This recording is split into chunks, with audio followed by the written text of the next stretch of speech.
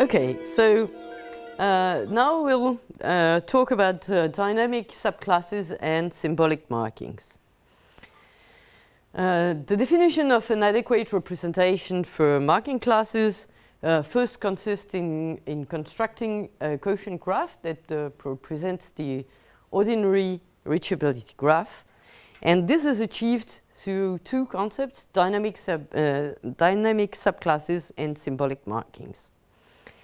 So we'll get a bit into the details of this. And we start with dynamic subclasses for unordered classes. So in this case, we group in a set, which is called a dynamic subclass, the objects of the class Ci that have the same marking. So for example, if you take the marking M, where you have two processes that are idle, one that is waiting, you could say that it can be represented by this, where you have replaced the actual values C1, C2, C3 by variables. So idle contains two variables x and y. We don't say what it is. Waiting contains a variable z, and res is res. You know that in the marking for x and y, they are in the same place, idle, and therefore they will be in the same class. And this class that we denote here, Z1, has two elements. And this is written here by the cardinal of Z1 is 2. The marking of Z, Z is in waiting, so it applies to another place. And the marking of Z will be different of that of X, and it will be different of that of Y. Therefore, Z will be in the second class, Z2 here, with Z2 with a size of 1. So this can be represented by a symbolic marking M hat, where you have the class Z1 in idle, so this class with two elements that were X and Y initially. You have the class Z2 in waiting, so a class with one element that was Z and C3 initially, and the place res. So it can be the symbolic marking is denoted by the marking and the size of the classes here. Okay. So the dynamic subclass represents objects that have the same marking, and for ordered classes, they are consecutive in the class enumeration order, and the successor of the last element in the class, in the enumerated class, is the successor of the last element that is represented by Zi is represented by Zi plus 1. So when you get out of the class, you have the next class, which is numbered after. So this applies well to the philosopher's example.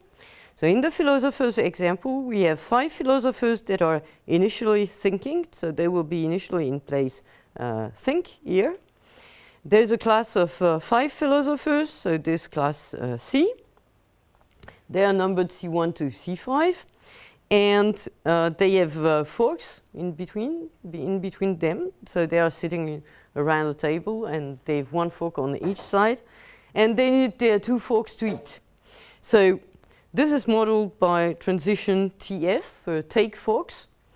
Philosopher X here will take 2 forks, the fork X plus the forks X plus plus. So he takes the fork with the same number, his number, and the fork with the next number. When he has these 2 forks, so the 2 next to him, he can start eating, so he will go to the eat place, and then, well, eventually he will release his forks and give them back. So that is transition RF, where he releases the fork, he goes back to think, and he puts the 2 forks back in the place F. So you can see that whatever the philosopher is starting to eat, it's very similar. It can be C1 or C2 or C3 or C5.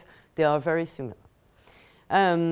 So we represent a marking in this net with a symbolic marking. So let's take the example of this marking where we have 3 philosophers that are thinking.